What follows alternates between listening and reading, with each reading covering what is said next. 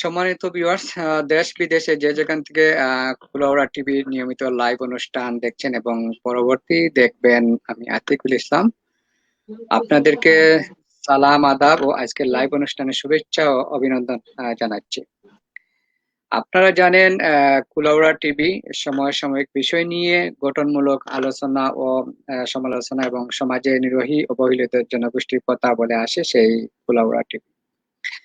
প্রিয় দর্শক, যারা আমাদের সাথে এখন আপনারা যারা আমাদের কুলাউড়া টিভি নিয়মিত অনুষ্ঠান দেখে থাকেন এবং শেয়ার, কমেন্ট, লাইক করে আজকে আমাদের অতিথিকে আপনাদের আম, যদি কোনো প্রশ্ন করার থাকে তাহলে আমাদের অতিথিকে আপনারা প্রশ্ন করতে পারবেন এবং আমার যে অতিথিকে আপনাদের সাথে আমি পরিচয় করে দিব।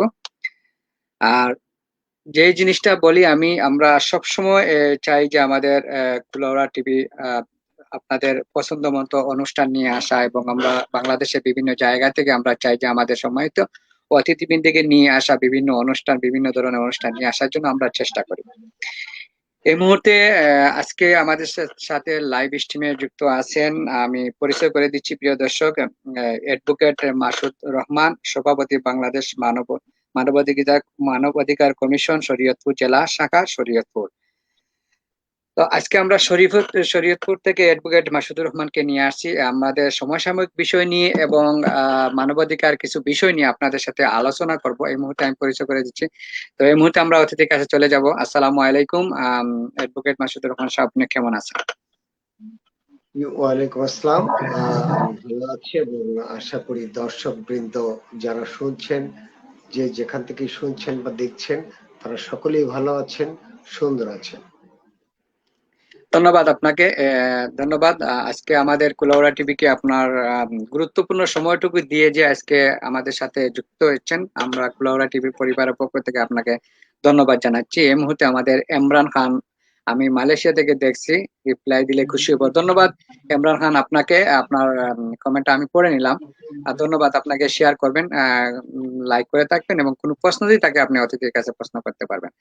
তো এই মুহূর্তে আমি অ্যাডভোকেট মাসুদুর রহমান সাহেব, আপনার কাছে আমরা মূল পর্বে চলে যাচ্ছি। তো আপনার শারীরিক অবস্থা এবং এই যে বর্তমান পরিস্থিতি বাংলাদেশের এই অবস্থা, আপনি কেমন আছেন এই মুহূর্তে করে জানতে চাচ্ছিলাম। আলহামদুলিল্লাহ, আমি ভালো আছি এবং স্বভাবতই বুঝছেন যে আমি কথা একটু সমস্যা হচ্ছে, কারণ আমি কিছুদিন আগে স্ট্রোকের কারণে অসুস্থ ছিলাম। তারপরে এখন বর্তমানে বিশ্বব্যাপী করোনা মহামারীতে আমরা বাঙালি সহ বিশ্ববাসী আতঙ্কিত অবস্থায় আছে এবং নতুন করে আবার করোনা বিস্তার করছে, এই আতঙ্ক আমাদের মধ্যে বিরাজ করছে। তো এই মুহূর্তে যে বাংলাদেশের পরিস্থিতি একটু জানতে চাচ্ছি আপনাদের শরীয়তপুরের। আমি চলে যাব পরে আমরা মূল পর্বতে। আমরা শরীয়তপুরের যে আপনি শরীয়তপুরে আছেন মানবাধিকারী, তো এই শরীয়তপুরের বর্তমান অবস্থা কি রকম সেটা একটু জানলে ভালো হয়।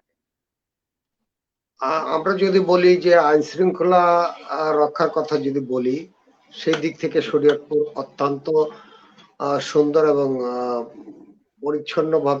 পরিচ্ছন্ন নগরী হিসাবে আমরা বলতে পারি। এক কথায় বলা চলে যে একটি দেশ, একটি জেলা, একটি উপজেলা যখন কার্যক্রম চলে, অনেক সময় এক পক্ষের সাথে আরেক পক্ষ, এক দলের সাথে আরেক দলের হানাহানি, মারামারি ইত্যাদি থেকেই থাকে।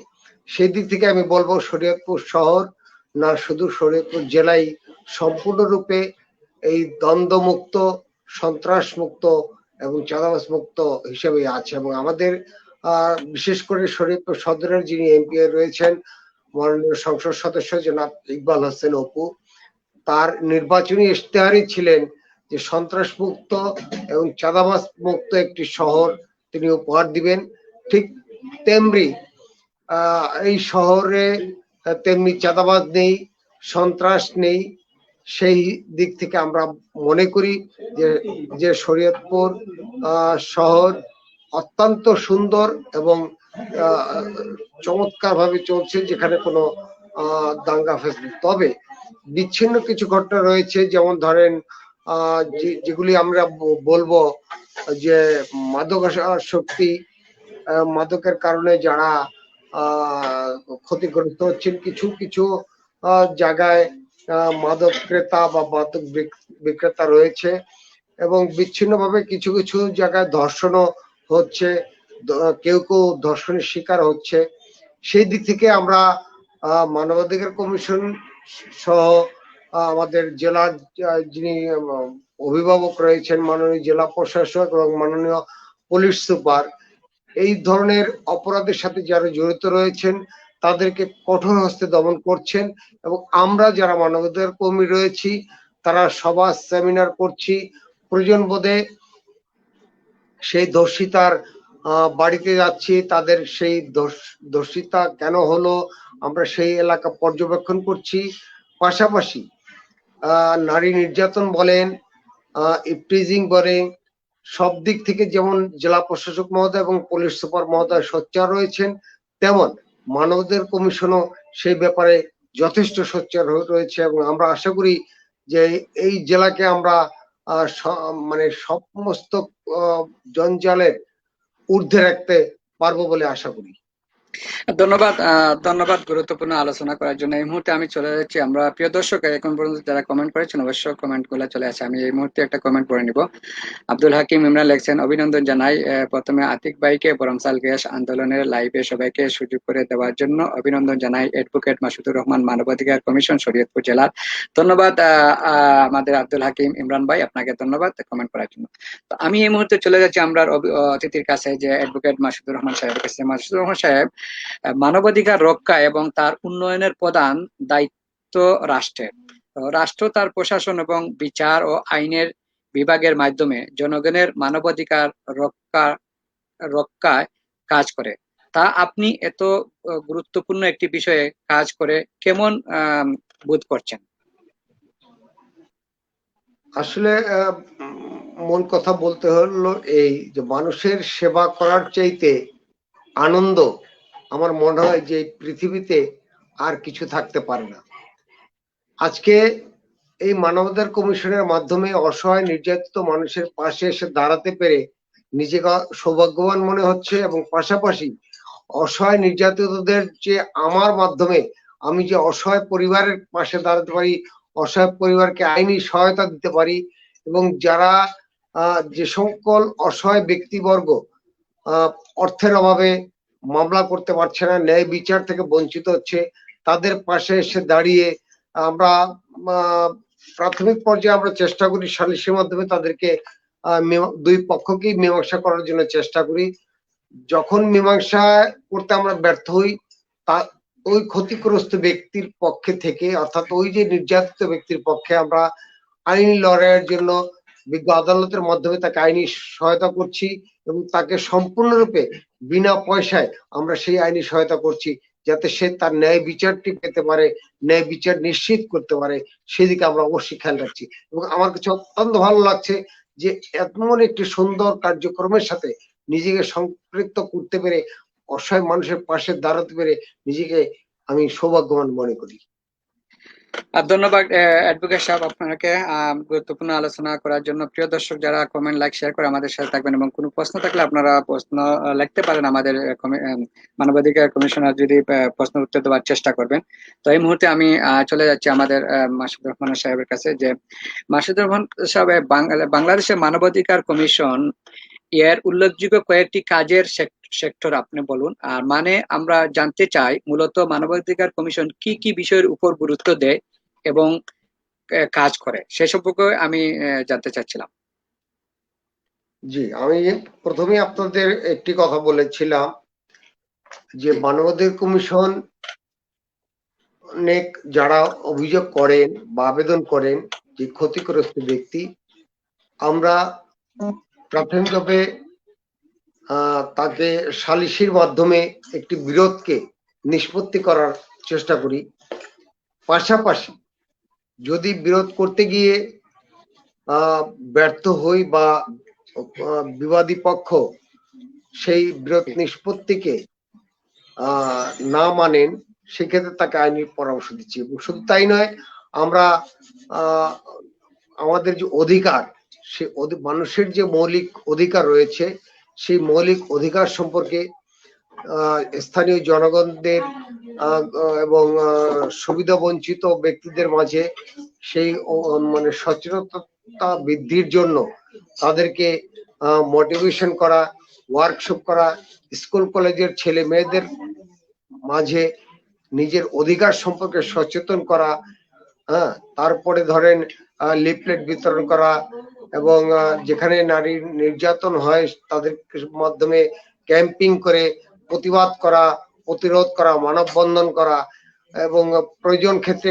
কোনো ক্ষেত্রে ওই ভিকটিমের বাড়ি ধরেন হত্যাকাণ্ডের ঘটনা যদি ঘটে বা ধর্ষণের মতো ঘটনা ঘটে বা যৌতুক চাচ্ছেন, যৌতুক চাওয়ার মতো ঘটনা ঘটছেন, ইপটিজিং হচ্ছেন, প্রয়োজন বোধে আমরা প্রশাসনের সহায়তা নিয়ে সেই সমস্ত এলাকায় মানে তদন্ত করছি এবং সেই তদন্ত রিপোর্ট যথাযথ ভাবে কেন্দ্রীয় ভাবে প্রেরণ করছি এবং সেখান থেকে রাষ্ট্রীয় যিনি সর্বোচ্চ কর্মকর্তা রয়েছেন তাদের কাছে আমরা সেগুলো সেই প্রতিবেদনগুলো তুলে ধরছি। এছাড়া আমাদের মাসিক যে ম্যাগাজিন রয়েছে যেটা মানবাধিকার ম্যাগাজিনটা হচ্ছে মানবাধিকার ম্যাগাজিন, যার মাধ্যমে আমরা প্রতিটা ঘটনার, প্রতিটা অসহায় ব্যক্তির এবং প্রতিটা নির্যাতনের ঘটনা ওই ফলো করে সেখানে প্রচার করছি এবং সেগুলো মাধ্যমে জেলা প্রশাসন বলেন, পুলিশ সুপার বলেন, সিভিল সার্জন বলেন, অর্থাৎ সর্বস্তরের মানুষের মাঝে আমরা এগুলো প্রচার করে দৃষ্টি আকর্ষণ করতে চেষ্টা করছি যে একটা লোক কি পরিমাণ নির্যাতনের শিকার হচ্ছেন। হ্যাঁ, আমরা সেগুলো অর্থাৎ একজন মানুষের অধিকার প্রতিষ্ঠিত করার জন্য সার্বিক সহায়তা যতটুকু যেভাবে করার দরকার আমরা সেভাবে করছি। আমরা ইতিমধ্যে আপনাকে জানিয়ে রাখি, সম্প্রতি কিছুদিন আগে আমার জেলাতে একটি ধর্ষণ মামলা হয়েছিল এবং সেই ধর্ষণ করেছিলেন একজন পুরো মেয়রের ছেলে, এবং সেই মেয়রের ছেলেকে মাত্র 2 দিনের ব্যবধানে তাকে বিজ্ঞ আদালত জামিন দিয়েছে। জামিন বিজ্ঞ আদালত যে কোনো মাধ্যমে দিতে পারেন, বিজ্ঞ আদালত যদি সন্তুষ্ট হন যেটা জামিন দেওয়ার যোগ্য জামিন দিতে পারেন, জামিন দেওয়ার যোগ্য নয় জামিন দিবেন না। তো এই ক্ষেত্রে আমরা আন্দোলন করে এবং মানববন্ধন করে বিজ্ঞ আদালতকে বুঝাতে সক্ষম হয়েছিলাম, বলতে সক্ষম হয়েছে যে একটা ধর্ষণের মতো ঘটনার মামলায় যদি একজন মেয়র পুত্র তার ক্ষমতার অপব্যবহার করে মাত্র 2 দিনের ব্যবধানে জামিন লাভ করতে পারে, এটা আসলে আমাদের কাছে মনে হয়েছিল যে একটি দৃষ্টিকটু। ঠিক তারপরেই বিজ্ঞ জেলা জজ মহোদয় তার জামিনটি আবার বাতিল করেছেন এবং তাকে পুনরায় কারাগারে দিয়েছেন। সেই ধর্ষক তার জন্য মহামান্য হাইকোর্টে গিয়েছিলেন, সেখানেও তার জামিনটা নামঞ্জুর হয়েছে। অর্থাৎ আমরা বলবো যে এই ধরনের কিছু মানববন্ধন করে এবং সরকারের এবং বিচার প্রশাসনের দৃষ্টি আকর্ষণ করে আমরা একটি ক্ষতিগ্রস্ত ব্যক্তিকে, ধর্ষিত ব্যক্তিকে ন্যায় বিচার নিশ্চিত করার জন্য আমরা কাজ করেছি এবং করে সফল হয়েছি বলে মনে করি। ধন্যবাদ।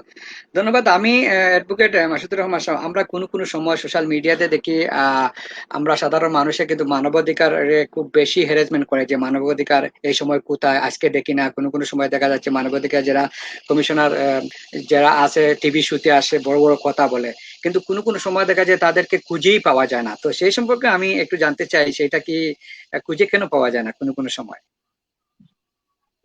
আসলে বিষয়টা আমি ওইভাবে বলবো না যে তাদের খুঁজে পাওয়া যায় না। আমি কাজ করি মানবাধিকার নিয়ে। আপনি যদি কোনো বিষয়ের উপরে আমাকে প্রশ্ন করেন, আমি যদি আপনার প্রশ্নটাকে এড়িয়ে যাই তাহলে বুঝতে হবে যে আমার ভিতরে কোনো দুর্বলতা কাজ করছে। কিন্তু আপনার প্রশ্নের উত্তর যদি আমি দেওয়ার জন্য মিডিয়ার সামনে আসছি, মিডিয়াকে সহায়তা করছি, তাহলে আপনি অবশ্যই বলবেন না যে আমি এড়িয়ে যাচ্ছি। এখন যেই সকল মিডিয়া বলে যে তাদের খুঁজে পাওয়া যাচ্ছে না, আমি বলবো যে সেই সময় সেই সকল মিডিয়া কি সেই মানবাধিকার কর্মীর কাছে গিয়েছেন, সাক্ষাৎকার নিয়েছেন?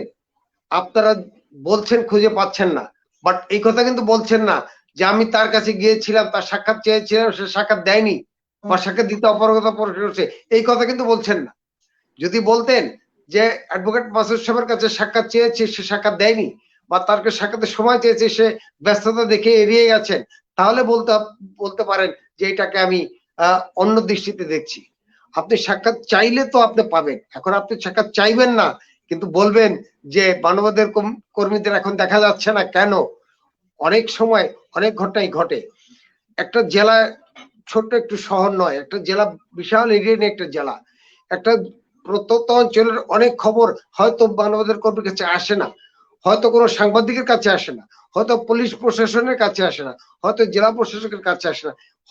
এমনও হতে পারে সে এলাকার লোকজন বিষয়টিকে ধামাচাপা মিটিয়ে দিয়েছেন, কিন্তু জেলা সদর পদে সেই খবরটা আসে না। এখন সেই জন্য আপনি বলতে পারবেন না মানবাধিকার কর্মী এই খবরটা রাখলেন না।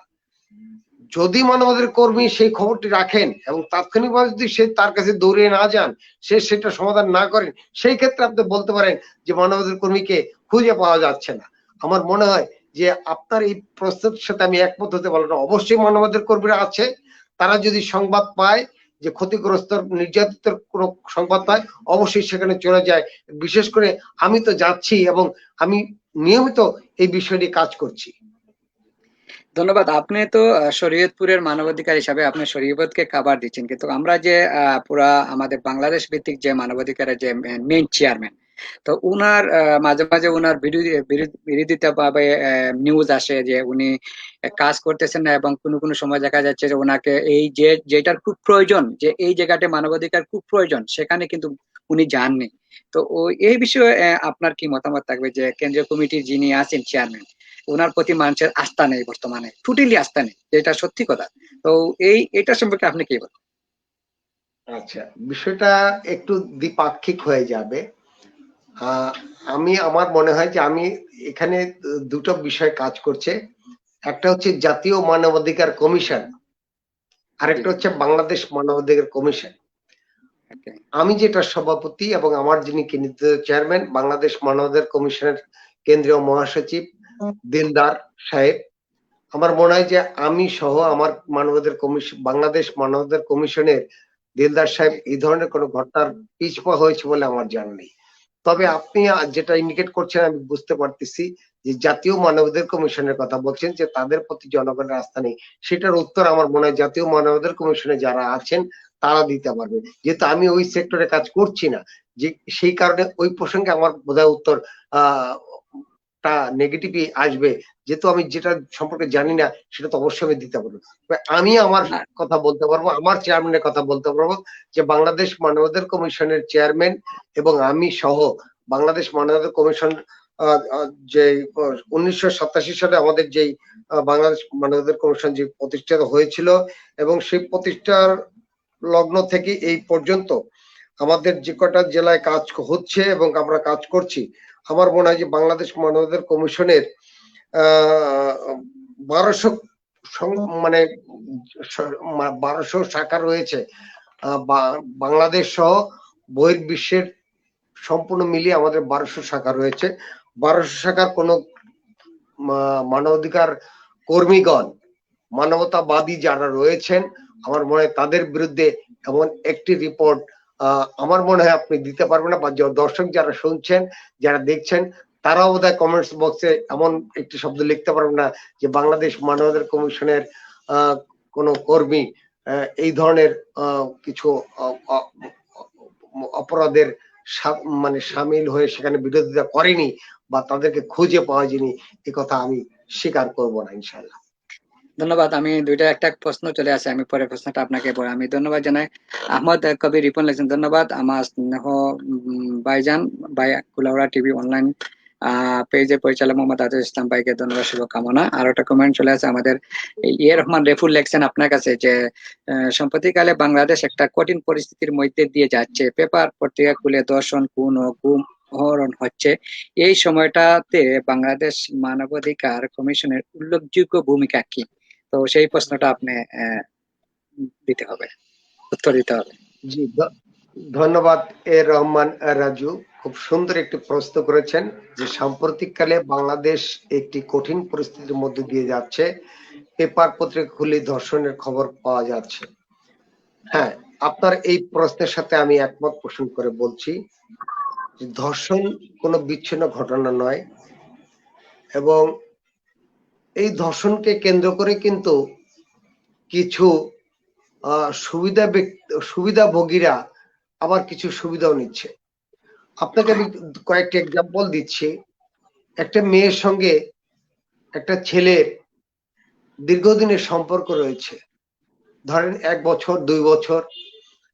সেই সম্পর্কের পরে কোনো না কোনো কারণে সেই সম্পর্কে অবনতি হতে পারে, তাদের সম্পর্কের ঘাটতি হতে পারে।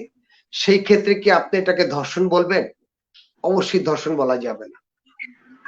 ধর্ষণ সেটাই হবে যাকে জোর করে ধরে নিয়ে যাচ্ছে, যাকে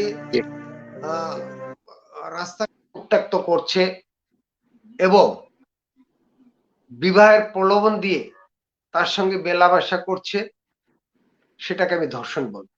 এবং এই ধরনের ধর্ষণ যে হচ্ছে না এটা অস্বীকার করব। তবে এই ধর্ষণের বিরুদ্ধে যেমন বাংলাদেশ সরকার যথেষ্ট ভূমিকা পালন করেছেন, আমাদের মাননীয় প্রধানমন্ত্রী জননেত্রী শেখ হাসিনা ইতিমধ্যে ধর্ষকদের ফাঁসির আদেশ হবে বলে একটি রায় ঘোষণা করেছেন। আপনারা অনেকেই পত্রপত্রিকায় দেখেছেন, টেলিভিশনে দেখেছেন। এখন এইখানে ফাঁসি দিলেই যে এটা সমাধান হলো, আমি কিন্তু এটার সাথে একমত নই। কারণ মামলা মোকদ্দমা হয় এবং সেই মামলা মোকদ্দমা প্রমাণের দায়িত্ব কিন্তু বাদীর। একজন ধর্ষিতার মামলার প্রাথমিক কাজ হচ্ছে তার মেডিকেল টেস্ট, প্রাথমিক কাজ হচ্ছে তদন্তকারী কর্মকর্তার তদন্ত। সেই ক্ষেত্রে দেখা গেল যে একজন ধর্ষিতা যখন মামলা করলেন এবং সেই মামলার যখন আসামি পক্ষ কোর্টে আসছেন, আমরা অনেকেই আন্দোলন করছি, অনেকেই মিছিল মিটিং করছি যে ধর্ষণকারীর পক্ষে কেউ উকিল দাঁড়াবেন না, ধর্ষণকারীর পক্ষে কেউ উকিল দিবেন না। আমি এই বক্তব্যের একটি দ্বিমত পোষণ করছি। কারণ দ্বিমত পোষণ করছি এই কারণে, আইনের মানে আত্মপক্ষ সমর্থনের অধিকার সকল নাগরিকের রয়েছে। আমি ধর্ষণ করলাম কি করলাম না, সেই বক্তব্যের আত্মপক্ষ সমর্থনের সুযোগ আমাকে দিতে হবে।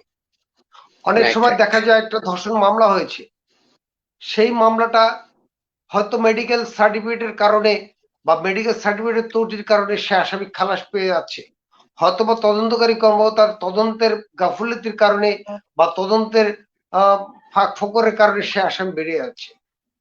এই একটা মামলার ক্ষেত্রে কিন্তু শুধু একজন উকিলই সম্পৃক্ত নয়, একটি মামলার ক্ষেত্রে যেমন মেডিকেল অফিসার সম্পৃক্ত, একজন তদন্তকারী কর্মকর্তা সম্পৃক্ত, একজন আইনজীবী সম্পৃক্ত, একজন সাক্ষী সম্পৃক্ত। অর্থাৎ এই 4টা লোকের সমন্বয়ে কিন্তু একটি মামলা এস্টাবলিশড হবে। কিন্তু এই 4টা ব্যক্তির মধ্যে যদি ত্রুটি থাকে, সেই ক্ষেত্রে তো আসামি বেনিফিট পাবেই, সুযোগ পাবেই। তবে এই ধর্ষণকে আমরা কখনোই সাপোর্ট করি না। এবং বাংলাদেশ থেকে ধর্ষণ, যদিও ইদানিং অনেক ধর্ষণের খবর শোনা যাচ্ছে, সেই ক্ষেত্রে জনগণ যেমন সোচ্চার, আমরাও মানবাধিকার কর্মীরা এই দর্শকের বিরুদ্ধে আমরাও এটাকে ঘৃণা করি। এই ধর্ষণকারীদেরকে আমরা সমাজ থেকে পাড়া প্রতিবেশী থেকে যদি আমরা নিজেরা বয়কট করতে পারি, আইন তো আইনের জায়গায় রয়েছে। এখন কয়েকদিন আগে আমরা একটি পত্রিকা আমরা দেখলাম এবং ফেসবুকে আমরা দেখেছি যে একজন মেয়ে একটি মোবাইল কিনতে গিয়েছিলেন এবং সেই মোবাইলটা কেনার পরে বাসায় আসার পরে দেখলো যে তার যে মোবাইলটা দেওয়ার কথা ছিল সেই মোবাইলটা দেয়নি, অন্য মোবাইল দিয়েছে।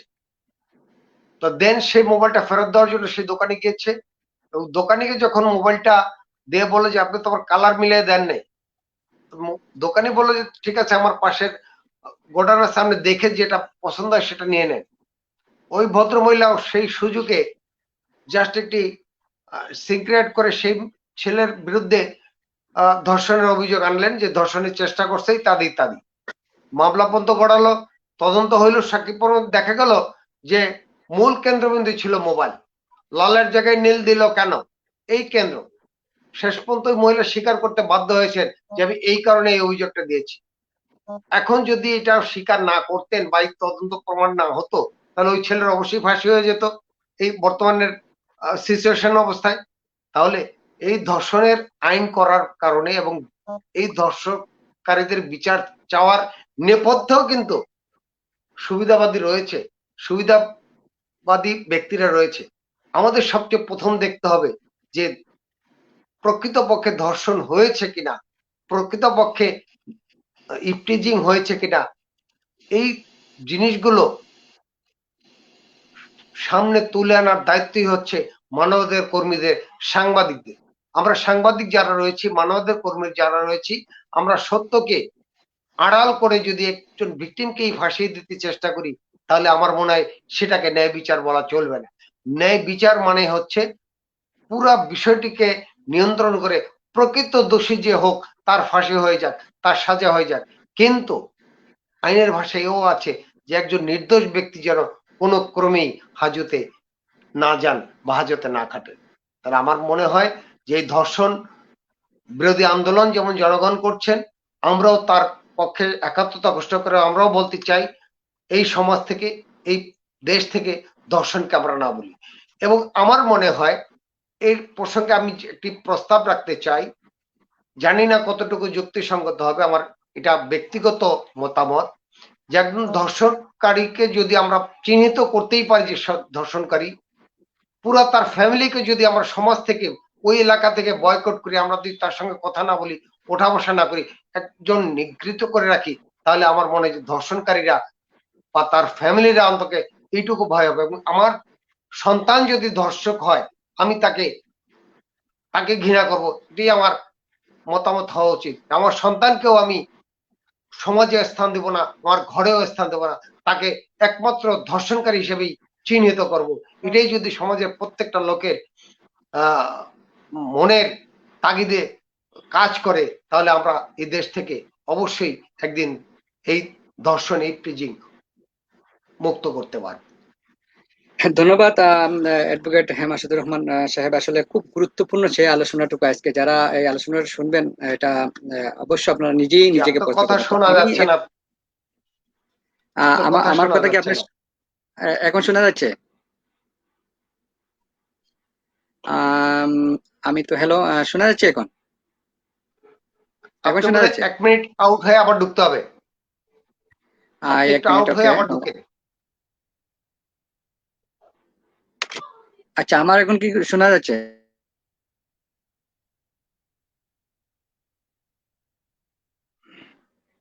এখন কি শোনা যাচ্ছে? আপনি একটু এখন কি আউট শোনা হয়ে যাচ্ছে? ঢুকেন আবার। ওকে।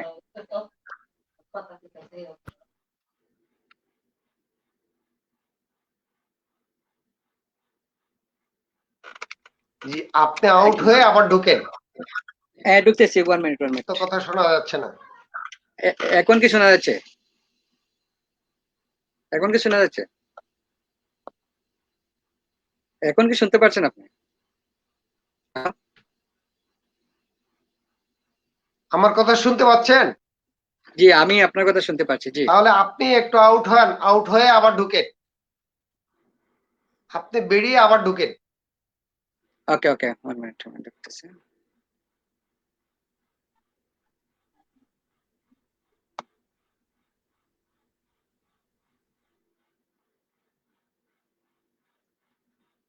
One minute, 1 minute.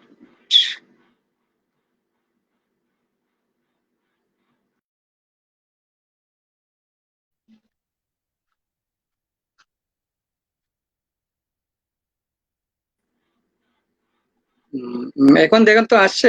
হ্যালো? জি, এখন আসছে।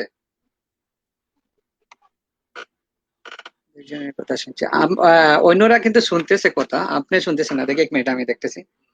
এখন দেখেন তো আসছে? এখানে আমি শুনতেছি, এখানে শোনা যাচ্ছে। জি, এখন আসছে। শোনা যাচ্ছে? হ্যাঁ, এখানে তো লাইভে শোনা যাচ্ছে। এখানে শোনা যাচ্ছে। তাহলে আমি একটু আউট হই, আমি জি, আউট জি, হয়ে যাচ্ছে। ঢুকি। ওকে। আমার মনে হয় অতিথি লাইভ নিয়ে আবার জয়েন হলে ভালো হবে। হ্যাঁ, ধন্যবাদ। আমরা অতিথিকে আবার সে ওটা অতিথির প্রবলেম হচ্ছে, আমার এখানে তো ঠিক আছে, আমি দেখছি। ওকে। হ্যাঁ, এবার ঠিক আছে। এখন ঠিক আছে? হ্যাঁ হ্যাঁ, ঠিক আছে। আপনার এখানে ওকে। ধন্যবাদ অ্যাডভোকেট মাসুদুর রহমান সাহেব, গুরুত্বপূর্ণ আলোচনা। প্রিয় দর্শক, আমরা কিছু প্রবলেম হয়ে গেছিল, তো আমরা এখন আবার ঠিক আছে। আপনারা যারা কমেন্ট করছেন অবশ্যই ধন্যবাদ সবাইকে। আর আমি এখন চলে যাচ্ছি মাসুদুর রহমান সাহেব আপনার কাছে। কয়েকদিন আগে আমি একটা পত্রিকাতে দেখছিলাম যে ধর্ষণ শুধু এখন মেয়েদের প্রতি, কিন্তু বাংলাদেশ সরকার কিন্তু যে আইন করে দিয়েছে, ছেলেরা কোনো কোনো সময় দেখা যাচ্ছে যে মেয়েরা কিন্তু ছেলেদেরকে দর্শন করছে কোনো পর্যায়ক্রমে। আপনি কিছুক্ষণ আগে কিন্তু এই প্রশ্নের উত্তরটা কিছু দিচ্ছেন, এরপর আমি আবার বিশ্লেষণ করতে যাচ্ছিলাম যে দেখা যাচ্ছে যে সে প্রকৃতিক দর্শক না, সে কিন্তু কোনো জায়গায় এই যে ভালোবাসার প্রবণ এবং টাকা এবং বিভিন্ন ধরনের পর্যায়ে নিয়ে তাকে দর্শন একটা মামলা দিয়েছে। এখন বাংলাদেশে সবচেয়ে সোজা একটা রাস্তা হয়েছে দর্শন মামলা। আপনি দেখবেন যে আপনার ব্যক্তিগত ব্যাপারে যদি এলাকাতে কোনো প্রবলেম থাকে তাহলে কি করবেন আপনি, এই ব্যক্তিগত জঞ্জালটা পরে কি করবেন আপনি দর্শন মামলা নিয়ে যাবে। কিন্তু এটা আমরা ওই কিছুক্ষণ আগে বলছেন যে এখানে উকিল আসবে না, অ্যাডভোকেট আসবে না, তাহলে এই যে মানুষটাকে আমরা ফাঁসি দেই, সেই মানুষটাকে ফাঁসি দেওয়ার যে আদালতে রায় দেয়, তো এখান কি এই মেয়েটাকে দর্শন সঠিকভাবে করা হয়েছে না তার শরীরে হাত দেওয়া হয়েছে না কিছু হয়েছে, এটা তো তদন্ত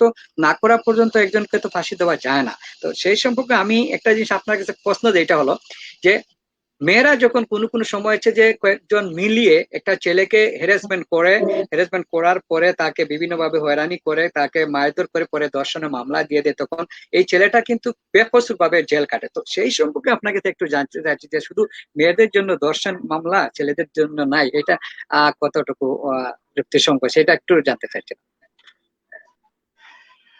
আসলে এই বিষয়টা হচ্ছে র্যাগিং। আপনি যেটা বলছেন এটাকে বলে র্যাগিং। র্যাগিং র্যাগিং বিষয়টা সম্পর্কে আমাদের গ্রাম অঞ্চলে খুব একটা অভ্যস্ত নই। এটা বিশেষ করে ইউনিভার্সিটি এলাকায় বা বিভাগীয় শহরে হয়তোবা কিছু কিছু জায়গায় হচ্ছে।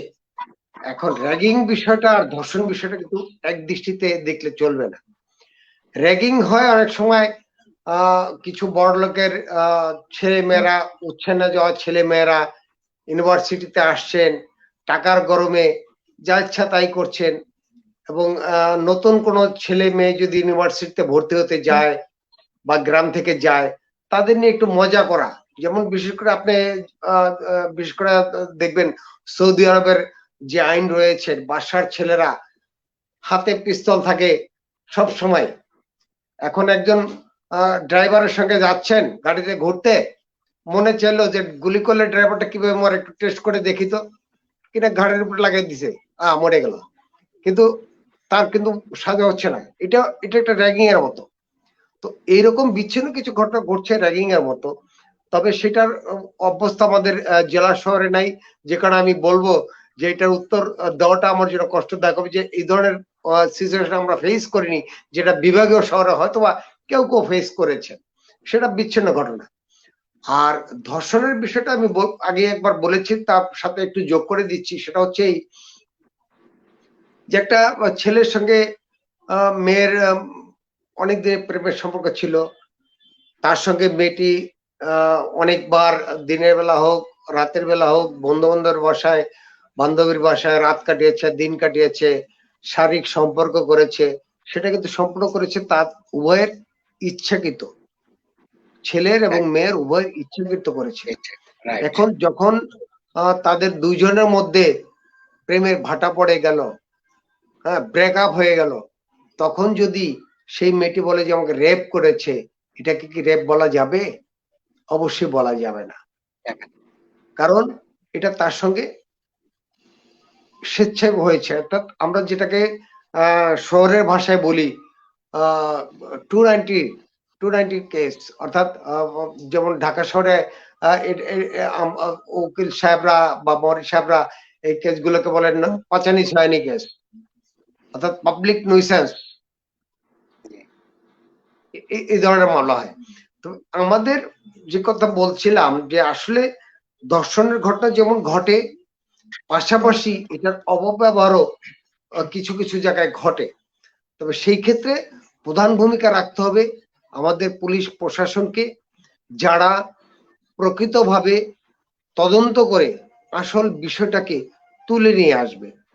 আরেকটা কাজ করবেন আমাদের সাংবাদিক ভাইয়েরা, যারা রিপোর্ট করেন তারা যেন কোনো পক্ষপাতিতে না পড়ে একজন লোকে ফাঁসানোর জন্য কিছু পয়সার জন্য কোনো নিউজ না করেন, তারা যেন প্রকৃত ঘটনাটা তুলে এনে জনগণের সম্পর্কে সামনে তুলে দেন।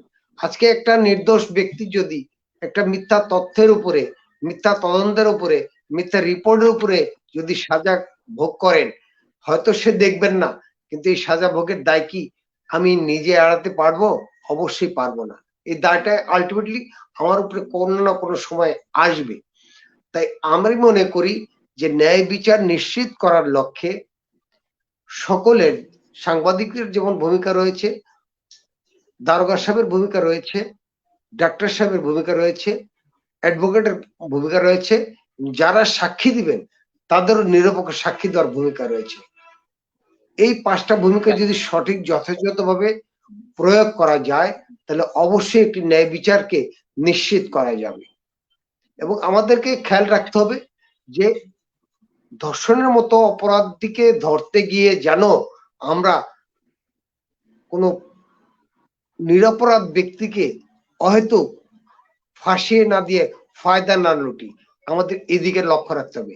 এবং আমরা মনে করি আমাদের সাংবাদিক ভাইরা এবং আমরা যারা মানবাধিকার কর্মী রয়েছি তাদেরও এই দিকে লক্ষ্য রেখে প্রশাসনকে, বিশেষ করে মামলার তদন্তকারী কর্মকর্তাকে সর্বাত্মক সহায়তা করার জন্য, যাতে একজন ক্ষতিগ্রস্ত ব্যক্তি ন্যায় বিচার পেতে পারে, সমাজে সেই ন্যায় বিচার প্রতিষ্ঠা করতে পারে। ধন্যবাদ। আচ্ছা, ধন্যবাদ আপনাকে। আমি অ্যাডভোকেট মাসুদুর রহমান শাহ, আমি একটা জিনিস আপনার সাথে শেয়ার করতে যাচ্ছি, এটা আপনি ভালো রকম বুঝবেন এবং উত্তর দিতে হবে।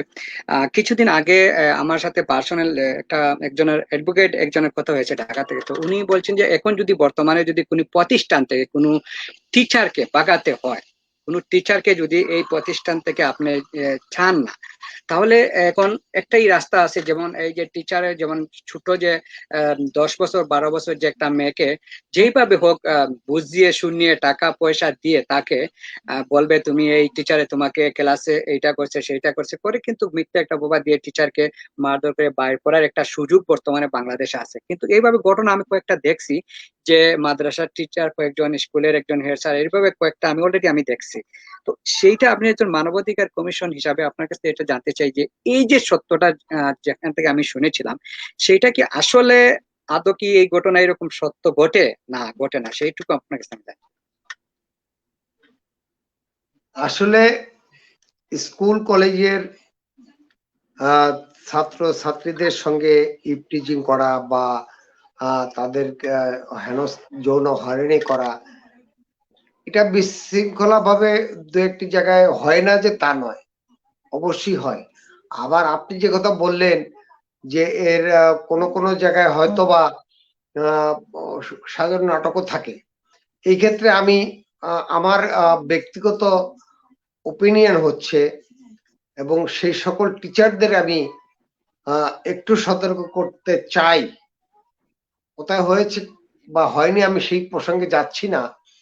আমার সাজেশন হচ্ছে, আমি একটু সাজেশন হচ্ছে যে যেহেতু বাংলাদেশে এখন এই বিষয়টা একটি সেন্সিটিভ বিষয় হিসেবে পরিগণিত হয়েছে এবং আলোচিত হিসেবে বিবেচিত হচ্ছে, সেই ক্ষেত্রে যে সমস্ত টিচাররা বিশেষ করে ঘর ভাড়া করে প্রাইভেট পড়ান, সেই ক্ষেত্রে আমি সেই সকল টিচারদের বলবো যে এই ঘরে আপনারা প্রাইভেট পড়ান, একা একা কোনো ছেলেকে বা একা একা কোনো মেয়েকে আপনারা প্রাইভেট পড়ায়েন না। অর্থাৎ 8-10 জন না হলে সেখানে, অর্থাৎ এই বিষয়টা আমি বুঝাতে যাচ্ছি যে আপনার সতর্ক আপনার নিজেরই থাকতে হবে। আপনাকে ধরে নিতে হবে যে আমি হয়তোবা এই ধরনের কেলেঙ্কারের মধ্যে জড়িয়ে যেতে পারি, হয়তোবা স্কুল থেকে আমাকে এই ধরনের কোনো ইস্যু দিয়ে বের করে দিতে পারে।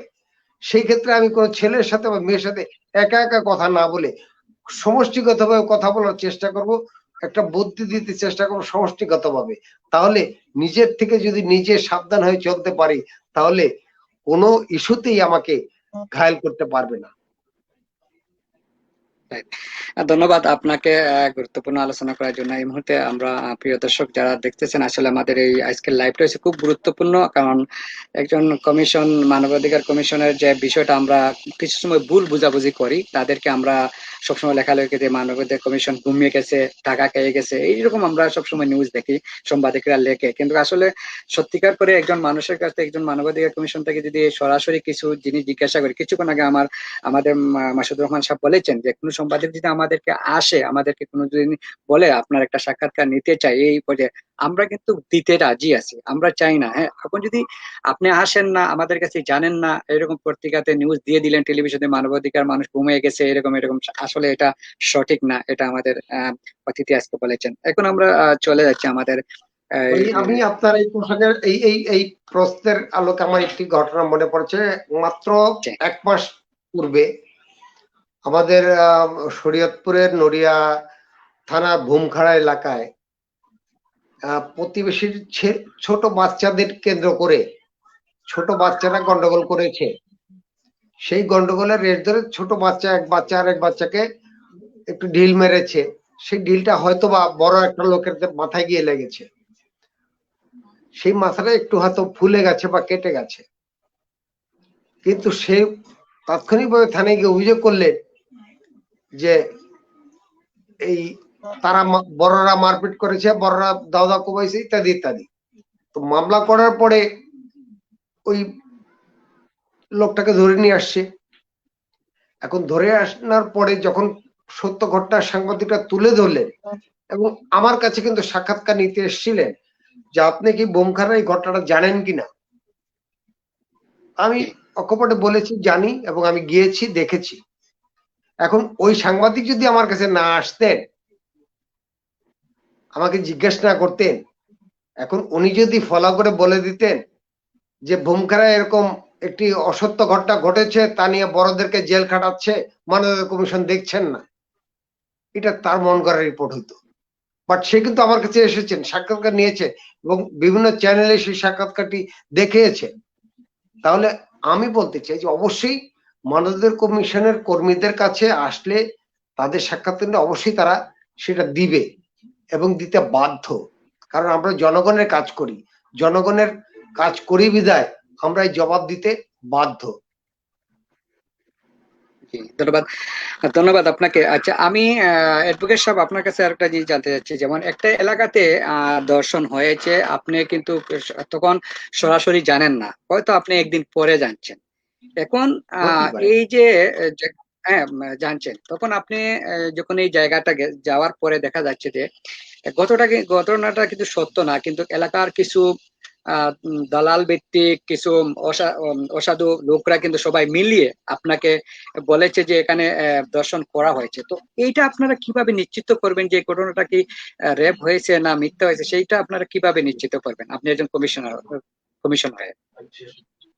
হ্যাঁ, যদি এই ধরনের কোনো ঘটনা আমাদের কাছে আসে যে ঘটনা ধর্ষণ হয়েছে অথবা ধর্ষণ হয়নি, সেখানে মিথ্যা অভিযোগ হয়েছে, এই ধরনের যদি কোনো ঘটনা আমাদের নজরে আসে, আমরা অবশ্যই সেই ক্ষতিগ্রস্ত ব্যক্তির কাছে যাব, দেখব, তদন্ত করব, সে প্রকাশ্যই হোক গোপনীয় হোক, তদন্ত করে আমরা যদি মামলা হয়ে থাকে সেক্ষেত্রে তদন্তকারী কর্মকর্তার কাছে আমরা যাব, তাদের সহায়তা নিব, তাদেরকে আমরা যে তদন্ত করলাম এবং তারা যে তদন্ত করলো দুইটাকে তারা মিলাবে এবং সেই মিলের মাধ্যমে যদি প্রমাণিত হয় যে হ্যাঁ ধর্ষণ হয়েছে এবং মেডিকেল সার্টিফিকেট সেখানে সাপোর্ট করেছে, তাহলে অবশ্যই তার বিরুদ্ধে আইনগত ব্যবস্থা প্রশাসন নিবে। পাশাপাশি আমরা মানবাধিকার কমিশন এটুকু নিশ্চিত করছি যে আইনি সহায়তার জন্য যদি ওই ধর্ষিতা ব্যক্তি বা ক্ষতিগ্রস্ত ব্যক্তির কোনো অ্যাডভোকেটের প্রয়োজন হয়, তার জন্য মানবাধিকার কমিশন তাকে বিনামূল্যে আইনি সহায়তা দিবে এবং মামলা যতদিন চলবে তিনি বিনা পয়সায় সেই সহায়তা পাবেন এবং মামলা পরিচালনার জন্য তিনি রাষ্ট্রের উকিলও পাবেন, মানবাধিকার কমিশনের উকিলও তিনি বিনামূল্যে পাবেন। ধন্যবাদ। ধন্যবাদ আপনাকে। আর আরেকটা জিনিস আমি আপনার কাছে জানতে চাচ্ছি যে আমাদের এভাবে ঘটনাগুলা কোনো সময় যদি আমরা তো সরাসরি কি করি, এই ঘটনাতে আমরা পুলিশের কাছে চলে যাই, সরাসরি চলে যাই।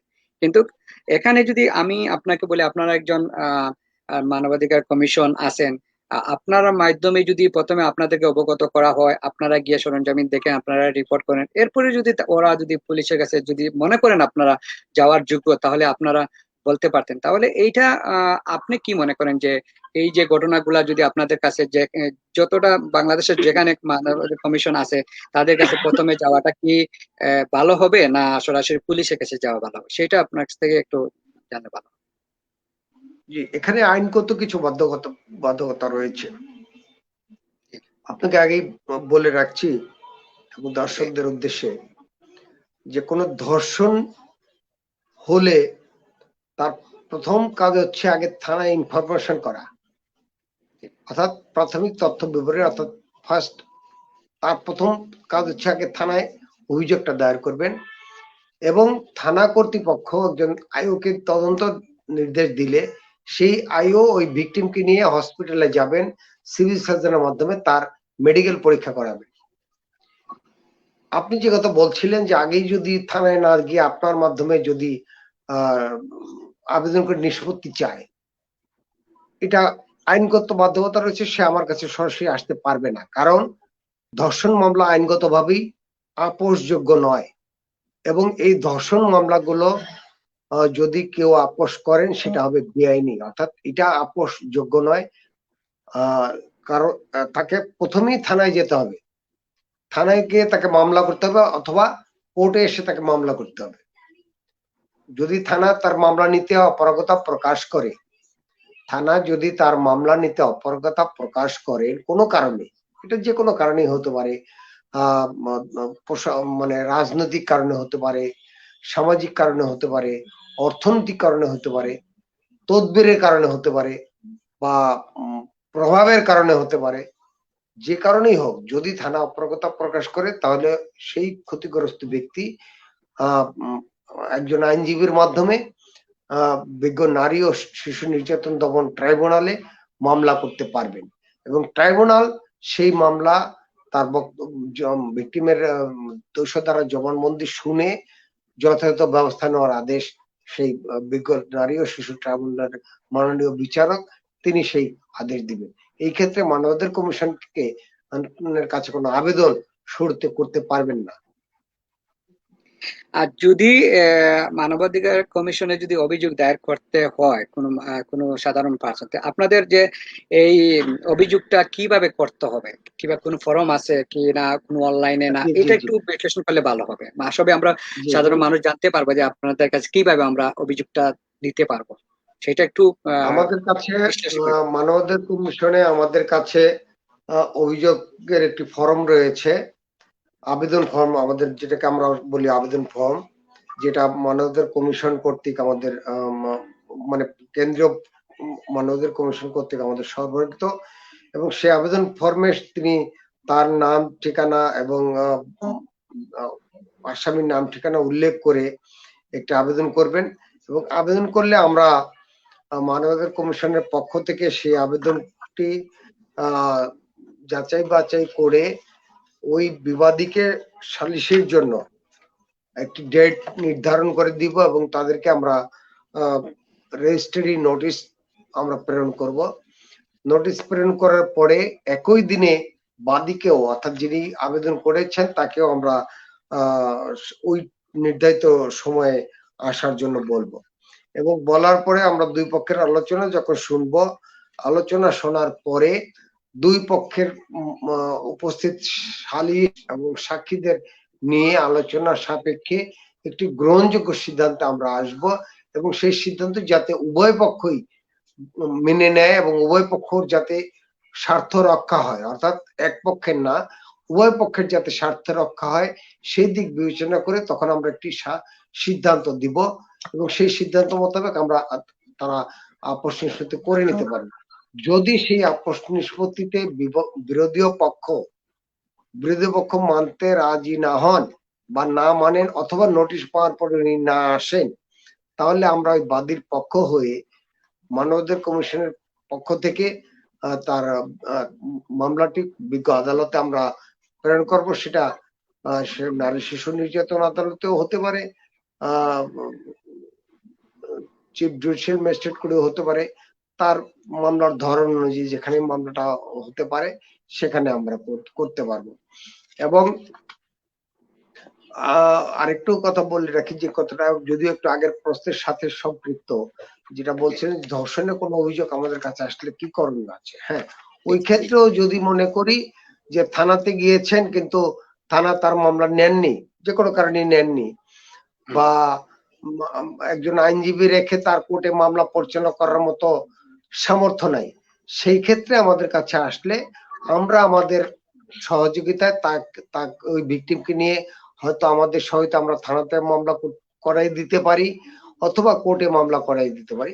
অর্থাৎ তার তখন আইনগত সহায়তা যতটুকু আমাদের প্রয়োজন আমরা আইনগত সহায়তা করবো। তবে ধর্ষণের ক্ষেত্রে আমরা কোনো সালিশ নিষ্পত্তিতে যাব না।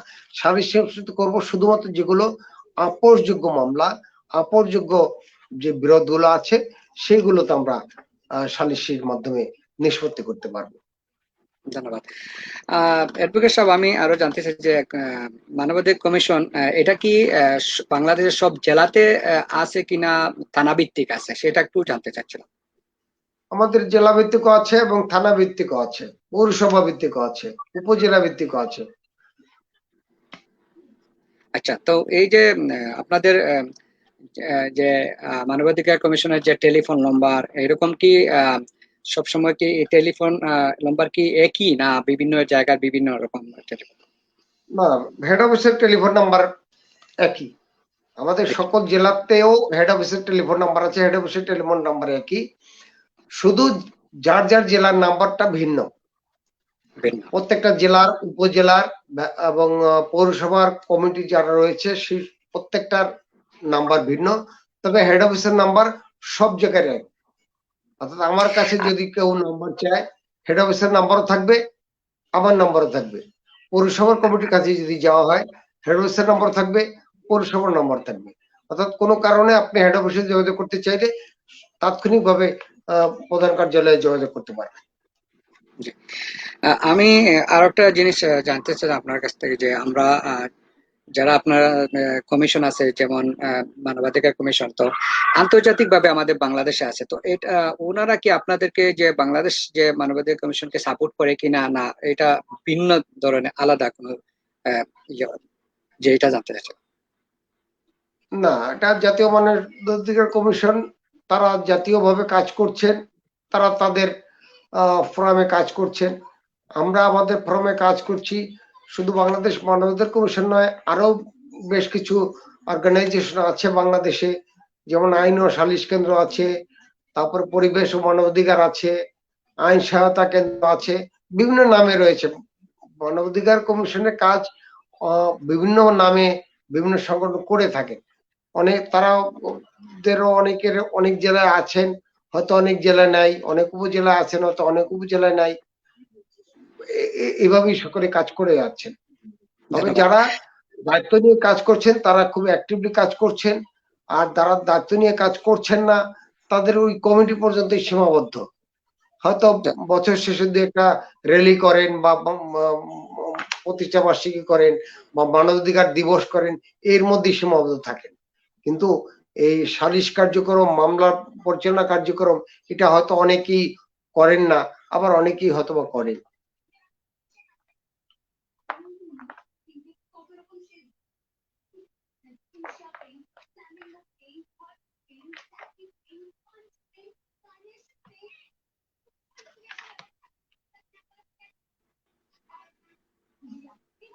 জি, ধন্যবাদ। আমি প্রিয় দর্শক, যারা এই গুরুত্বপূর্ণ আজকে আপনারা যে লাইভটা দেখছেন, আমরা শেষ সময় চলে আসছি। এখন আমি চলে যাব আমার এডভোকেট মাসুদ রহমান সাহেবের কাছে, যে আপনার মূল্যবান একটু কথা জানতে চাচ্ছি, যে আমরা বাংলাদেশ যারা সাংবাদিক আছে তাদের উদ্দেশ্য একটু বলবেন যে কিভাবে একটা মানুষকে রিপোর্ট করতে হয়।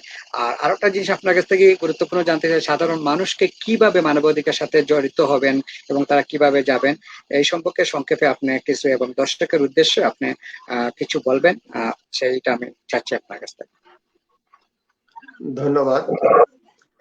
তবে সাংবাদিক ভাইদের উদ্দেশ্যে আমি বলতে চাই যে সাংবাদিকরা হচ্ছে জাতির বিবেক, কলম সৈনিক, এবং তাদের কলমের লিখনিতে একটি সত্য ঘটনা পরিস্ফুটিত হয়, একটি সত্য সুন্দর সমাজ গঠন হয়। তো সেক্ষেত্রে তাদের কাছে আমার বিনীত অনুরোধ, তারা যদিও ভালো কাজ করেন সাংবাদিক যারা রয়েছেন, তারপরে আমি অনুরোধ করব যে সকল নিউজ তারা করেন অবশ্যই বস্তুনিষ্ঠ নিউজ করবেন, এবং লক্ষ্য রাখতে হবে সব সময় যে আমার একটি সংবাদের কারণে, আমার একটি ভুল তথ্যের কারণে যেন একজন ব্যক্তি ক্ষতিগ্রস্ত না হয়, আমার একটি তথ্যের কারণে যেন একটি সংসার ধ্বংস হয়ে না যায়, আমার একটি তথ্যের কারণে যেন একটি সমাজ নষ্ট হয়ে যায়, আমার একটি তথ্যের কারণে যেন উভয়ের মধ্যে হানাহানি না হয়। এই ধরনের আমরা লক্ষ্য রাখবো। আর আমাদের মানবাধিকার কমিশনের পক্ষ থেকেও আপনাদের কাছে উদাত্ত আহ্বান থাকবে যে আমরা যারা মানবাধিকার কর্মী রয়েছি, আপনারা বিশেষ করে আমি আমার জেলার কথাই বলবো, অন্য জেলার কথা আমি জোর দিয়ে বলতে পারবো না, কারণ আমি একটি জেলা নিয়ে কাজ করি।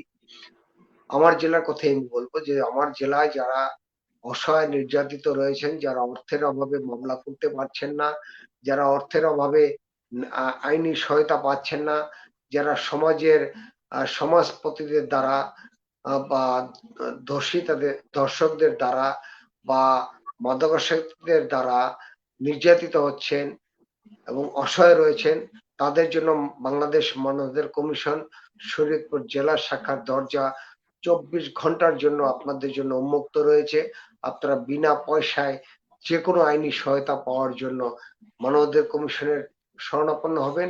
মানবাধিকার কমিশন আপনার পাশে আছে, জনগণের পাশে আছে, এবং আপনাদের আইনগত সহায়তা দেওয়ার জন্য সর্বসময় অতন্ত্র প্রহরী হিসেবে দাঁড়িয়ে থাকবে, এই আহ্বান জানাচ্ছি। ধন্যবাদ। আমি একটা জিনিস ছোট্ট করে জানতে চাচ্ছেন যে আপনি শরীয়তপুর জেলা আপনি কি প্রথমবার মানব অধিকার কমিশনের সভাপতি হয়েছেন, না এর আগে আপনি হয়েছিলেন? প্রিয় দর্শক, ওনার তো একটু চলে আসবেন আমাদের অতিথি, ওনার মেবি মোবাইলে একটু প্রবলেম হয়ে গেছে। আমরা এতক্ষণ পর্যন্ত আমরা শুনেছিলাম যে আমি অ্যাডভোকেট সাহেব আপনার কাছে যাচ্ছি যে আপনি শরীয়তপুর জেলার মানবাধিকার কমিশনে আপনি এই প্রথম সভাপতি হয়েছিলেন, না এর আগে আপনি সভাপতি ছিলেন, একটু জানতে চাচ্ছিলাম। আমি এবার নিয়ে দুবার সভাপতি হলাম, আমি 2বার সভাপতি হয়েছি। আচ্ছা, আপনি যে এখন দ্বিতীয়বার যে সভাপতি হয়েছেন, আপনাকে সভাপতি করেছে অবশ্য আপনার ভালো একটা কাজ ছিল বিধায় আপনি যে পিছনে যে একবার হওয়ার পরে আপনার কাজগুলা শরীয়তপুর মানুষে দেখেছে এবং সবাই দেখছে আপনার যে কাজগুলো আপনি বিনা স্বার্থে করে যাচ্ছেন, তার জন্য আপনাকে আবার সভাপতি পুনরায় করেছে। তো আপনার কাছে কি রকম লাগছিল যে সভাপতি আবার আপনার পুনরায় হয়েছিলেন, এবং আপনার সাথে প্রতিদ্বন্দ্বিতা কয়জন ছিল? না, আসলে আমার সাথে কেউ প্রতিদ্বন্দ্বিতা ছিল না। এই পরপর 2বার হয়েছে, 2বারই আমার কোনো প্রতিদ্বন্দ্বিতা ছিল না, এবং সকলেই আমাকে একটু ভালো জানে। আমার জেলাতেও অনেক বিভিন্ন অর্গানাইজেশন, বিভিন্ন স্বেচ্ছাসেবী সংস্থা কাজ করার সুবাদে আমি আপনাদের দোয়ায় খুব ভালো অবস্থানে আছি, এবং এই মানবাধিকার কমিশনের 2বার সভাপতি হয়েছি। আমার যারা কমিটির সদস্য রয়েছেন তাদের ঐকান্তিক ভালোবাসায় এবং অনুপ্রেরণায় আমি 2য়বারের মতো সভাপতি হয়েছি, এবং আমার কোনো প্রতিদ্বন্দ্বী ছিল না, এবং আমি নিজেই আমার শারীরিক অবস্থানের কারণে আমি ছেড়ে দিতে চাচ্ছি, কিন্তু আমার যারা সহকর্মীরা রয়েছেন তারাও ছাড়তে চাচ্ছেন না, এবং কেন্দ্র থেকেও আমাকে ছাড়তে চাচ্ছেন না, যার কারণে আমাকে 2য়বারের মতো আবার সভাপতি করেছেন। হ্যাঁ, ধন্যবাদ। আর প্রিয় দর্শক, এতক্ষণ পর্যন্ত আমাদের সাথে আজকে ছিলেন শরীয়তপুরের আপনারা জানেন যে অ্যাডভোকেট মাসুদুর রহমান। উনি দ্বিতীয়বারের মতন পুনরায় কমিশন হয়েছিলেন মানবাধিকার কমিশন। আপনারা জানেন যে একজন মানুষ কতটুকু মানুষকে ভালোবাসলে এবং মানুষের মন জয় করলে কিভাবে যেন দ্বিতীয়বারের মতন হয়টা একটা প্রমাণ পেয়েছেন। তো যাক, আমরা আপনারা এতক্ষণ পর্যন্ত আমাদের লাইভ দেখছেন। তো আমি সংক্ষেপে আরো একটা জিনিস জিজ্ঞাসা করবো যে আপনার আহ পিছনের এতটুকু না, আপনি কি কি সেক্টরে মানে কাজ করেছেন আজকে মানবাধিকার কমিশন পর্যন্ত, আপনি অ্যাডভোকেট, সেই দুইটা জিনিস আমি জানি। এর পিছনে আপনার কি কি ইয়াস, এগুলো একটু সংক্ষেপে যদি বলেন, জানতে চাচ্ছিলাম। আহ এইটা বলতে গেলে তো অনেক সময় দরকার। জাস্ট সংক্ষেপে সংক্ষেপে যে একটু মেন বলি। শরীয়তপুরে যে কয়টা স্বেচ্ছাসেবী সংগঠন রয়েছে, এক কথায় বলা চলে যে প্রতিটা সংগঠনেই আমার হাতের ছোঁয়া লেগেছে। মাশাআল্লাহ। আর বিশেষ করে এখন রানিং যে কটা রয়েছে সমন্বয়কারী বিডি ক্লিন, যেটা সমাজের পরিষ্কার পরিচ্ছন্নতা করার কাজে নিয়োজিত আছি, এই বিডি ক্লিনের কর্ণধার হিসেবে রয়েছি প্রতিক্ষণ blood group blood donation of Bangladesh স্বেচ্ছা রক্তদান, সেটার সভাপতি হিসেবে রয়েছি বাংলাদেশ মাদক কমিশন শরীয়তপুর জেলা শাখার সভাপতি, রয়েছি মিডিয়া জগতের চেয়ারম্যান হিসেবে রয়েছি আরজিএফ রুরাল জার্নালিস্ট ফাউন্ডেশন আরজিএফ এর জেলা সভাপতি হিসেবে রয়েছি জেলা জাতীয় পার্টির প্রেসিডেন্ট হিসাবে দায়িত্ব পালন করছি। বাংলাদেশ রেড ক্রিসেন্ট সোসাইটির আজীবন সদস্য হিসাবে সেখানেও কাজ করছি। শরীয়তপুর শিল্পকলা একাডেমির ভোটে নির্বাচিত কার্যকরী কমিটির সদস্য, এবং আমি ব্যক্তি জীবনে নাট্য অভিনেতা, নাটক করেছি অনেক, এবং একজন ম্যাজিশিয়ান, জাদু করি বাংলাদেশ টেলিভিশনে এবং মাই টিভিতে জাদু করছি। এছাড়াও একাধিক অনেক সংগঠন রয়েছে যা এই মুহূর্তে হয়তো মাথায় আসছে না, আরো কিছু সংগঠন রয়েছে। ধন্যবাদ, ধন্যবাদ আপনাকে।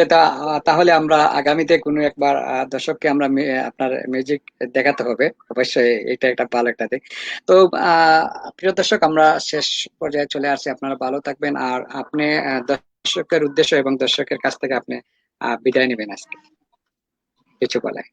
আমার দর্শকদের উদ্দেশ্যে একটি কথা বলার, বিশেষ করে আমার শরীয়তপুরবাসী প্রতি আমি জোর দিয়ে বলবো এবং সারা বিশ্ববাসীকে বলবো, বাংলাদেশের সকল জনগণকে বলবো যে আমাদের করোনা শেষ হয়ে গেছে, এ কথা ভুললে চলবে না। করোনা সামনে আসছে, আমরা যেন মাস্ক ছাড়া ঘরের বাইরে না যাই, আমরা যেন নিয়মিত মাস্ক ব্যবহার করি, হ্যান্ড স্যানিটাইজার এবং হ্যান্ড স্যানিটাইজার ব্যবহার করি, এবং নিরাপদ দূরত্বে চলাফেরা করি, নিজের হেফাজতে থাকি, অন্যকে হেফাজতে রাখি। এই আহ্বান রেখে আমি আমার বক্তব্য শেষ করছি। আল্লাহ হাফেজ। ধন্যবাদ অ্যাডভোকেট মাসুদুর রহমান সাহেব, আমাদের ক্লোরা টিভিকে সময় দেওয়ার জন্য। আর ভালো থাকবেন, সুস্থ থাকবেন প্রিয় ভিউয়ার্স, সবাই ভালো থাকবেন। নেক্সট কোনো অনুষ্ঠানে আমাদের অতিথিকে আবার নিয়ে আসবো আপনাদের সামনে। আল্লাহ হাফিজ, সালামু আলাইকুম ওয়া রাহমাতুল্লাহি ওয়া বারাকাতুহু। আসসালামু আলাইকুম। প্রিয় দর্শক, দেখুন পর্যন্ত আমাদের আপনারা লাইভ দেখছেন আমাদের শরীয়তপুর থেকে। আমাদের একজন অ্যাডভোকেট মাসুদুর রহমানকে নিয়ে আসছি। আগামীতে কোনো অ্যাডভোকেট এইভাবে মানবাধিকার কমিশনকে নিয়ে আসার চেষ্টা করবো। ভালো থাকবেন, সুস্থ থাকবেন, আল্লাহ হাফিজ।